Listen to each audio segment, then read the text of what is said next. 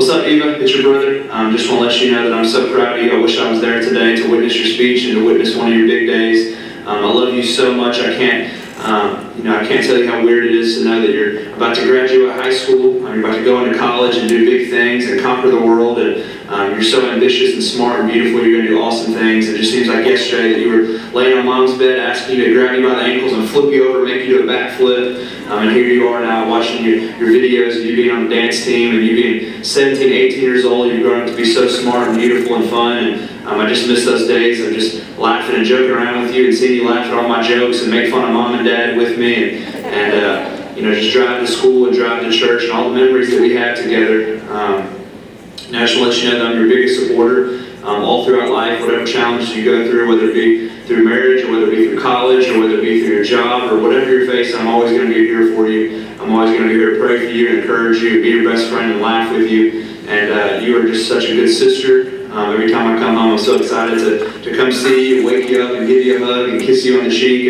and just know that you are, you're very valued and loved by me as well as Carrie. And I can't wait to see the things you do, whether you're a doctor or a nurse or a missionary or whatever you choose to do in life. Just know that I always got your back and I'm always here rooting you on. So I love you so much. I'm excited to see you graduate and I'm excited to see where life takes you. Love you.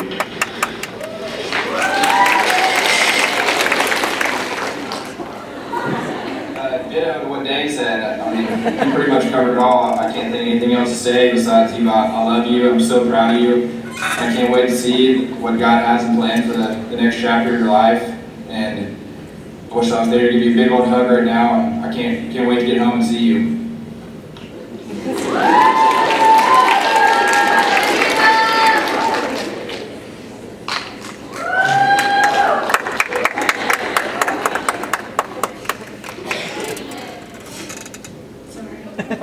I miss them.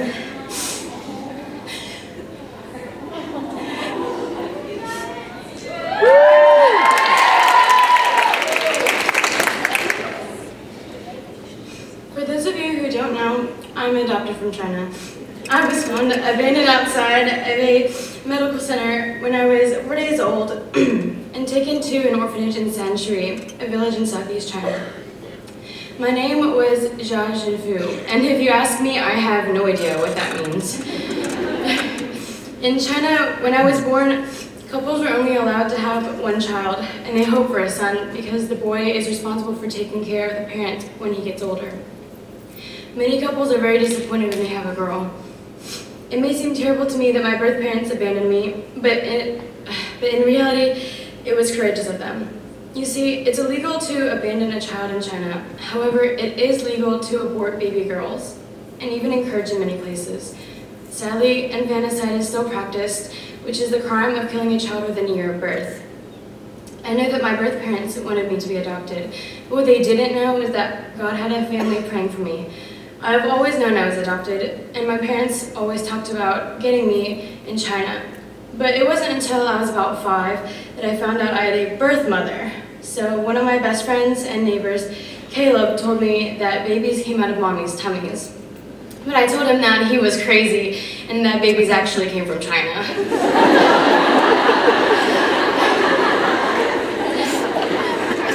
My mom then had to explain about my birth mom, so sounded reasonable, birth mom. But a few years later, my mom casually mentioned the words, birth father. And my response, what? I have a birth father. How did I get inside of a man's tummy? So then my mom quickly changed the subject. My mom, as you can tell, is one of my role models. She's been with me every step of the way. She's always told me that a part of my name, Jia, means more, and that I am more than she ever prayed for.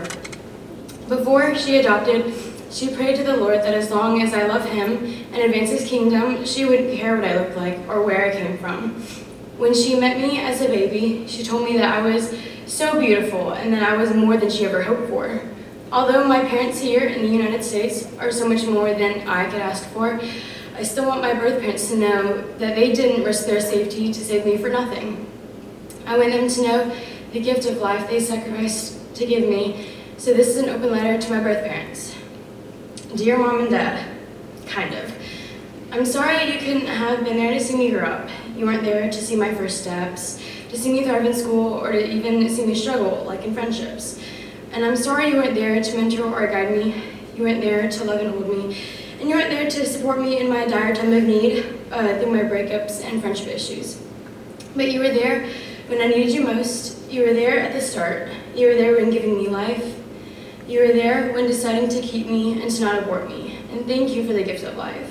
You risked your lives just so I could live a better one. You wanted the best for me and for me to have another chance. Thank you. I have an amazing life. I'm so privileged to be going to Hutchinson and to be living here in America, and I know that in my heart you've always wanted the best for me, and I you. I've learned to appreciate the things I have, and I've never known how thankful I should be for my family until recently losing my cousin. When she died and she was only 16. I love my family. I would not be where I am without them. My family here is top notch. From my two crazy brothers, my hippie mom, and my UT loving dad. I've definitely been blessed with the best. And along with my amazing family, I have so many amazing friends. Some I can even call sisters. The opportunities I have here are endless, and I'm hoping to become a pediatric nurse or something in the medical field. I have an interest in helping others and working with people. Hutchinson School says I can go, quote, anywhere she can imagine, end quote. Although my parents really tell me it's, quote, anywhere she can afford, end quote.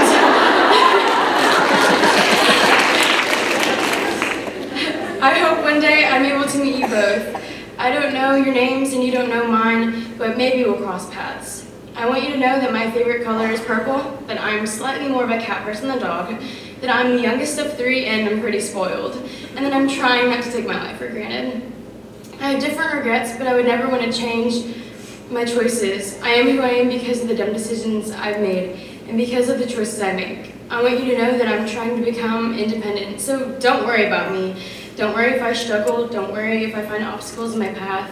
I'll find a way to overcome them. Throughout this roller coaster that is my life, God is with me. So, dear family that I've never met, we may have different lives, different beliefs, different families, but I've prayed for you both and wish the best for you. Sincerely, your daughter Eva, or Jia Junfu. So, in conclusion, the hardest part about writing this letter is that I'll never be able to actually send it. But I know I don't want to think about my life had I not been adopted. Being an adopted daughter has always been a part of my identity. Every December 4th, my family celebrates Gotcha Day, also known as Adoption Day. God has brought my family together in a miraculous way, and I couldn't picture it differently. Even though my life hasn't been perfect or easy, I know that my story about adoption is a perfect example of Christ's love. Christian author and preacher Max Lucado once said, "If anybody understands God's order for his children, it's someone who has rescued an orphan from despair. For that is what God has done for you. God has adopted you.